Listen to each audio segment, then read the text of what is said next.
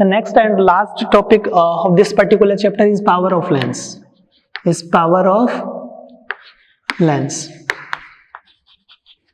See, power of lens को P से denote किया गया है बेटा, और कई बार एग्जाम में पूछा जाता है, जनरली पूछा जाता है कि power of lens, what do you mean by power of lens? See, power of lens it is defined as the converging और diverging ability of a lens. Power of lens it means it is defined as the converging और diverging ability of a lens is known as power of lens. अगर बात करें mathematical expressions में, तो बेटा mathematical expression में power of lens it is the reciprocal of focal length. It is the reciprocal of focal length. अच्छा, focal length, F stands here, F stands for focal length. Focal length of lens. Focal length of lens. अच्छा sir, focal length तो हमारी metre में भी हो सकती है, centimetre में भी हो सकती है. जनरली आपको किस में दिया जाएगा? सेंटीमीटर में दिया जाएगा, बट ध्यान रखना है आपको पुट किस में करना है? Put it into metre. Put it into metre मतलब आपको मीटर में रखना है. सपोज करके मैंने आपको बोला कि फोकल लेंथ जो है वो है 50 सेंटीमीटर, ठीक है, तो आपको इसमें किस में कन्वर्ट करना पड़ेगा? मीटर में कन्वर्ट करना पड़ेगा. 50 centimetre it means 1 metre equals to 100 centimetre ना. तो आप बोलोगे सर 50 सेंटीमीटर इट मींस ये क्या है? 0.5 मीटर. 0.5 मीटर. अच्छा, बात करूं कि अगर फोकल लेंथ को मैं इंक्रीज कर रहा हूं, फोकल लेंथ को इंक्रीज कर रहा हूं, तो मेरा पावर जो हो गया वो क्या होगा बेटा? पावर डिक्रीज होगा. पावर क्या होगा? डिक्रीज होगा. अच्छा सर, पावर जो है 1 फोकल लेंथ है, तो इसकी यूनिट जो होती है बेटा डायप्टर होती है. पावर की यूनिट क्या होती है? यूनिट जो होती है बेटा डायप्टर होती है.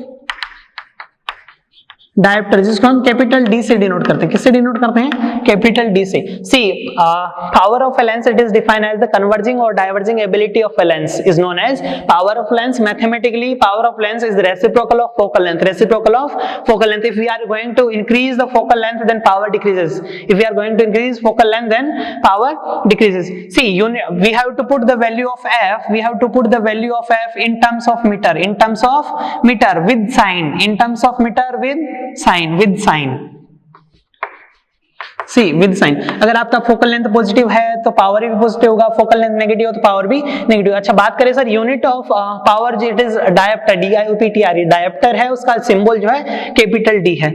अच्छा, बात करते हैं कि सर हमारे पास हमने जो जनरली पढ़े वो आपने क्या पढ़े बेटा? 2 टाइप ऑफ लेंसेज पढ़े आपने. 2 टाइप ऑफ लेंसेज पढ़े. पावर की बात करता हूं तो सर आपने 2 टाइप के लेंस पढ़े. कौन कौन से? कि सर हमने जो पढ़े हैं वो पढ़ा है आपने, एक तो कॉन्वेक्स पढ़ा है ना, एक आपने कॉन्वेक्स पढ़ा, दूसरा आपने पढ़ा कॉनकेव लेंस, है ना.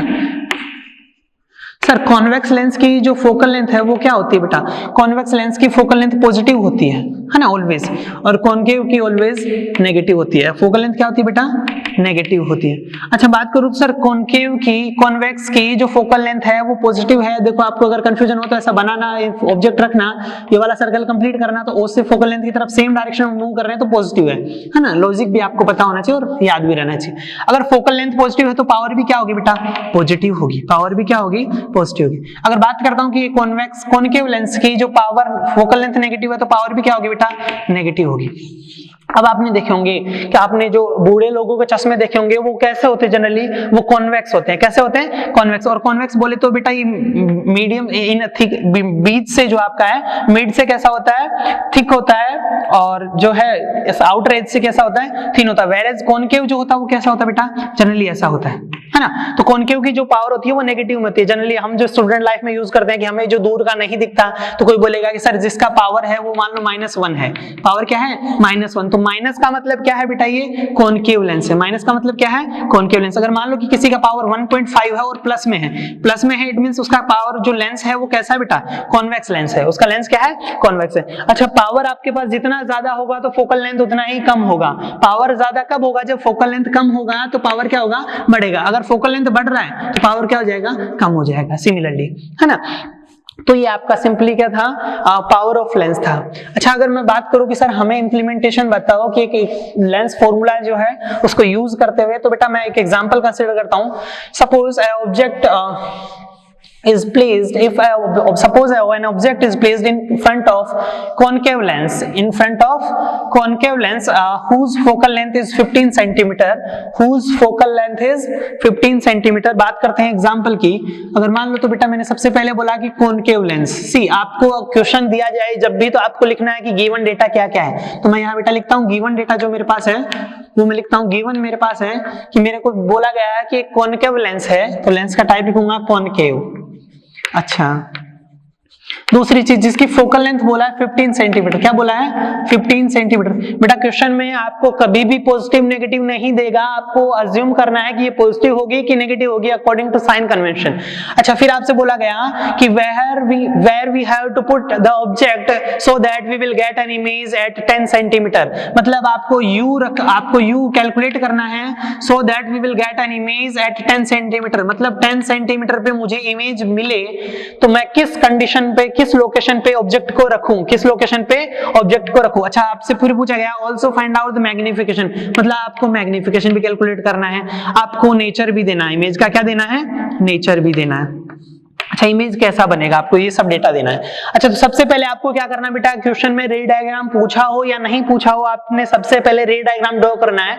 रे डायग्राम के लिए आप बोलोगे सर कॉनकेव लेंस है, कैसा है कॉनकेव।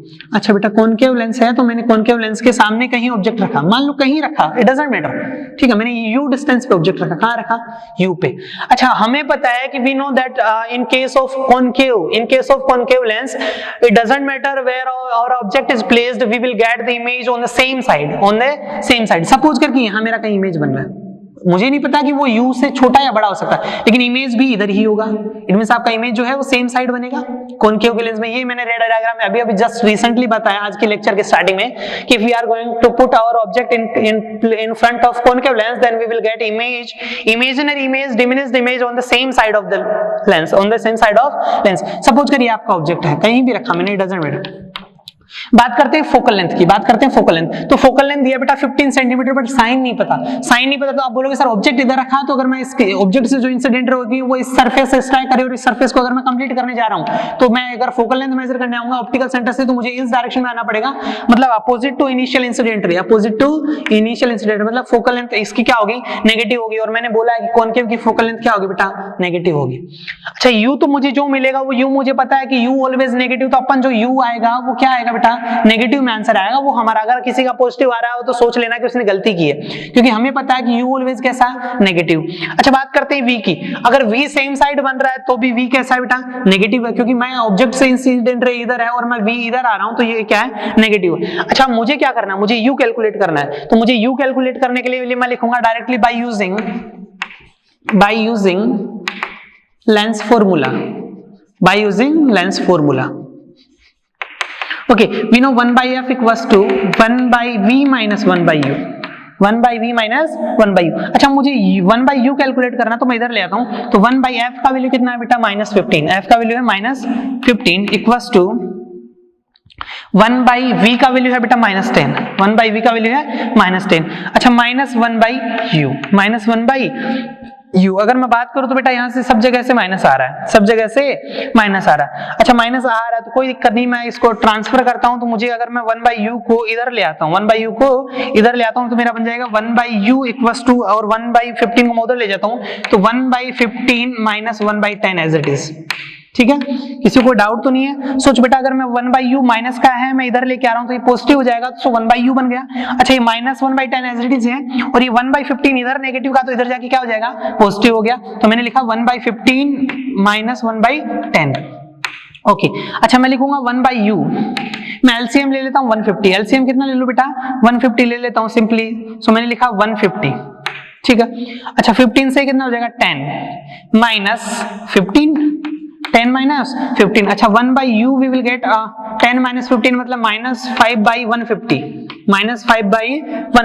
अच्छा, मैं इसको रेसिप्रोकल कर दूं तो मुझे क्या मिल जाएगा, इधर से इसको रेसिप्रोकल करूंगा तो u क्या मिल जाएगा बेटा, -150 by 5, इट मींस 30। अच्छा, 30 क्या आएगा और माइनस का आएगा, तो मैंने आपको बोला था कि u ऑलवेज नेगेटिव, तो नेगेटिव तो आ गया, बट 30 क्या है, सेंटीमीटर मीटर, तो हमने f और u के वैल्यूज किस में रखे थे, f और v के वैल्यू सेंटीमीटर में रखने हैं, दोनों को सेम यूनिट में, तो हमारा आंसर भी किस में आएगा बेटा, सेंटीमीटर में आएगा। किस में आएगा, सेंटीमीटर में आएगा, है ना। तो हमारा आंसर आया, u का वैल्यू हमें मिल गया, तो u कितना है बेटा, -30 सेंटीमीटर। अच्छा, पहला काम तो हो गया हमारा। फिर पूछा गया कि मैग्निफिकेशन बताओ, क्या बताओ, magnification. We know magnification m equals to hi by ho, hi by ho equals to v by u, v by u। अच्छा, बात करते हैं तो v by u के लिए, तो सर v तो हमारा कितना था, -10 था, v कितना था बेटा, -10। अच्छा, u कितना है, तो u आप बोलोगे सर हमने अभी अभी रिसेंटली कैलकुलेट किया -30, c माइनस से माइनस कैंसिल आउट हो गया, तो m कितना है बेटा, 1/3। अच्छा, 1/3 क्या, लेस देन 1 है, मतलब कैसा इमेज आएगा, डिमिनिश्ड आएगा, कैसा आएगा, डिमिनिश्ड। सी, अगर आपको मैंने बताया था कि कॉनकेव के केस में ऑलवेज कैसी आती है, डिमिनिश्ड आती है, और m का वैल्यू पॉजिटिव है, m का वैल्यू क्या है, पॉजिटिव है, इट मींस कैसा बन रहा है बेटा, इरेक्ट बन रहा है, कैसा बन रहा है, इरेक्ट। तो ये तो हमें पता है कि sir in case of concave image will form always diminished and erect image. तो देखो यहां से आपका क्रॉस वेरीफाई भी हो गया, आपका यहां से क्रॉस वेरीफाई भी हो गया। और नेचर जो इमेज बनता है वो कैसा है, ऑलवेज वर्चुअल बनता है, ऑलवेज कैसा बनता है, वर्चुअल बनता है ना। तो ये सिंपल है, अगर आपको थोड़ी सी बेसिक मैथमेटिक्स आनी चाहिए, उसके लिए आपको मिरर लेंस फॉर्मूला पता है, तो लेंस फॉर्मूला में आपको क्या करना है, एफ, वी और यू में से गिवन डेटा रखना है with sign, and we will calculate the unknown data, और जो आपको गिवन नहीं है वो वाला हम कैलकुलेट करेंगे, तो वो हमारे पास विद साइन आएगा। उसके बाद मैग्निफिकेशन, और आप ये रे डायग्राम आपको आना चाहिए, वो बहुत इंपॉर्टेंट है। ओके, आई होप कि आप लोगों को समझ में आया होगा। नेक्स्ट लेक्चर में जब भी मैं आऊंगा तो मैं डिस्कस करूंगा बेटा इसका इन टेक्स्ट क्वेश्चन और एक्सरसाइज क्वेश्चन।